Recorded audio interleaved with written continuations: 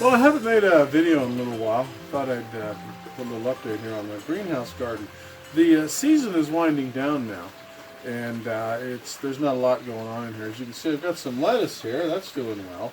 But there was something else I wanted to show you. Talking about the other video that I've done about heating a greenhouse and so forth. This winter, I've decided not to heat the greenhouse.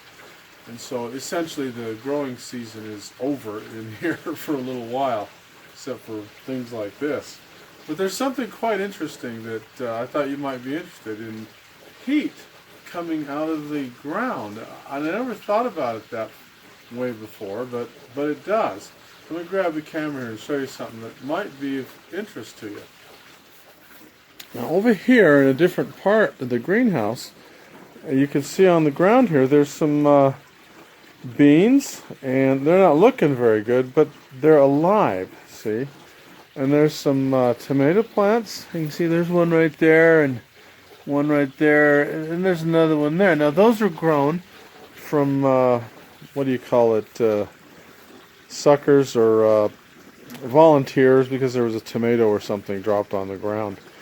But the interesting thing about that is, notice that they're low to the ground, and they're green, they're growing. And notice this one, this bean plant, well, I planted it before it got really warm and cold in here. But see right here, you can see that it started to climb, and then it froze and died. And I think, if you think about it, that's because this is high up off the ground. And I want to contrast this with the tomato plant. I had this tomato patch over here, and see, everything is dead here. Everything. So, if you look at the temperature right now, it's about 45 degrees in here, and it's kind of late morning right now. But about a month ago, we had an unusually cold system come through here, where for about a week outside it was, nearly 0 degrees overnight, Fahrenheit that is, and it got down to 27 or 26 in here a couple of times, and I have a recording thermometer right up here that records that. So it froze hard in here, meaning 26, 27 degrees Fahrenheit, but yet those things died off, obviously. That just knocked them right off.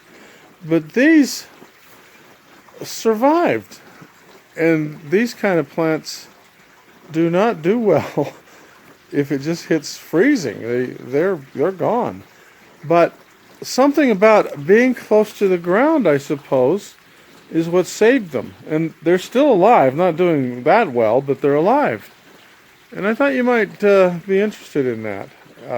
So heat, because of the greenhouse, there's no wind going around in here. There's no breezes, so whatever temperature was close to the ground, I think that's what saved them.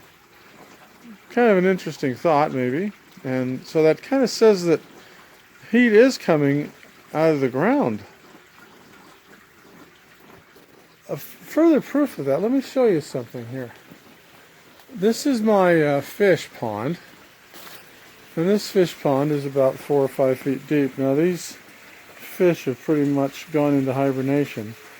And they just kind of float around in there. They don't really do anything. You can see they're moving, but they don't eat. You see the duckweed that's on the top there? If they were active and they were eating, that would be gone. So they're just kind of sitting there. And what is the water temperature here? It's 44 degrees. It's cold, and it gets down to 40 degrees, but it never gets any colder than that in here. As a matter of fact, you can see the water being returned right there.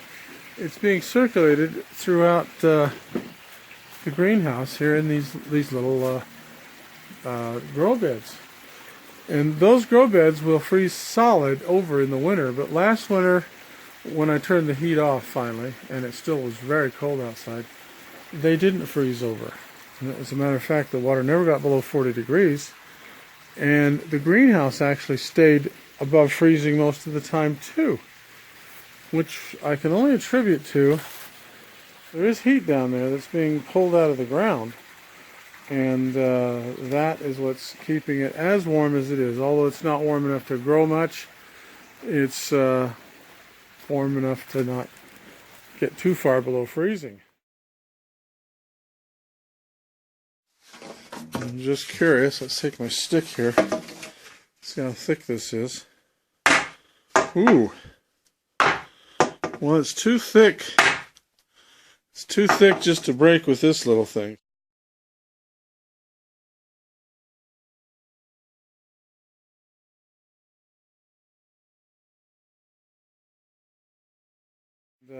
That is what's keeping it as warm as it is. Although it's not warm enough to grow much, it's warm enough to not get too far below freezing in here.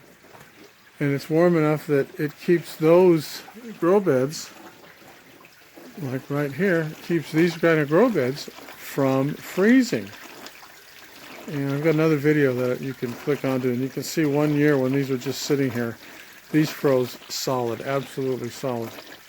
So the takeaway from this is, even though that temperature gauge measured below freezing in here, and I have an overnight temperature thermometer that records how cold it was, it got down to 20, I think 6 or 28, something like that in here. But that was up at this this height up here, maybe. That's where the thermometer is. But these survived. And tomatoes and beans don't survive freezing at all. So because they're right on the ground, that's the only reason I can understand is why they are still alive. Now these are not alive. Those are tomatoes that were hit with that first frost that I was telling you about, the freezing in here. And they're all dead. You can see they're completely dead.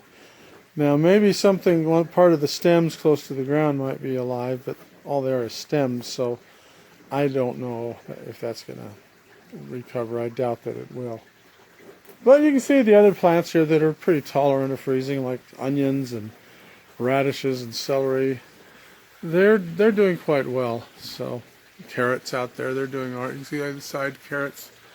I've got some cleanup to do. But you can see the peppers, they froze right away and they're gone. So there is heat in the ground. And maybe some of you can use something with that. Hoop houses or something, small ones, tunnels. There is heat in the ground. I guess it depends on where you live, but there is heat in the ground.